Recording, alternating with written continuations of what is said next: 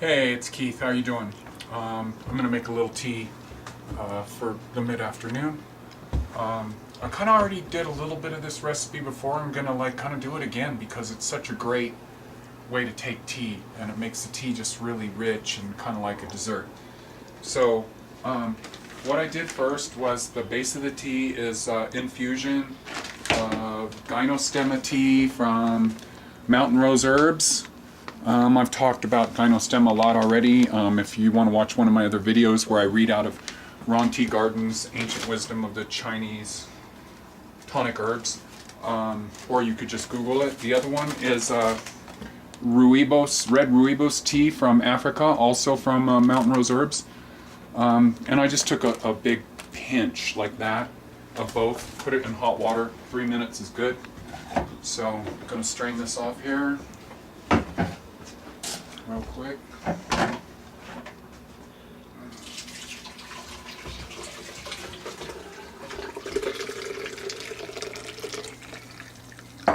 Okay. And then I'm basically just going to take the caps and open them up. And this really is the best way to take any herbs or mushrooms, is to put them in a warm tea. This one's a Coriolus PSP.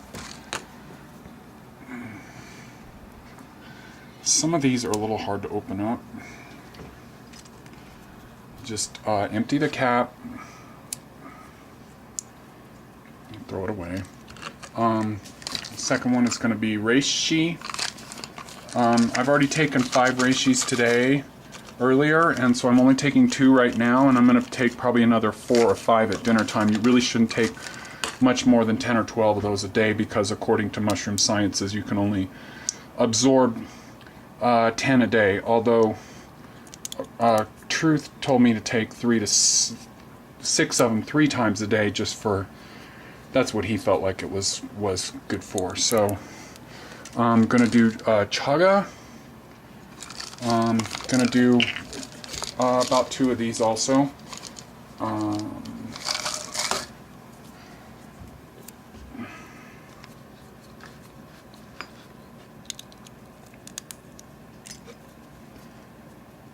And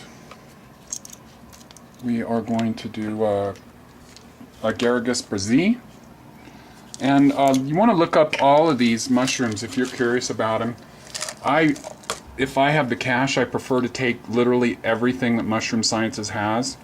And it's interesting to look around on the internet and see that, because these mushrooms are such a new thing in health, well, to the mainstream. I mean, they've been around China and some of the indigenous cultures for a bit of a while, but I was interested to see an older book by Ron T. Garden from 1984 that didn't even have mention of reishi in it, so obviously it was unavailable back then.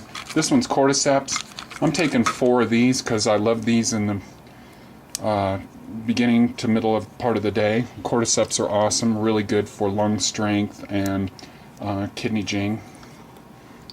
So, almost there. And for me, this is literally the most perfect recipe ever for a tea. It's just so rich. So, I'm going to do the coconut butter now. Can't really take too much of this. Just going to do a big, huge scoop of it. In we go.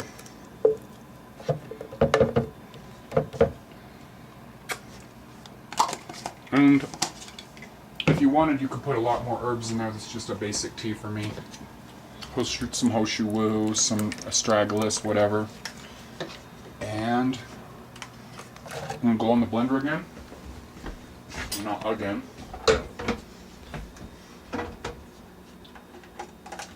Blender up. And so the wonderful thing about putting the fats in there is that if you didn't put the fats in, it would bubble up and it'd be full of air. The coconut butter just kind of makes it really thick, and it doesn't really aerate it.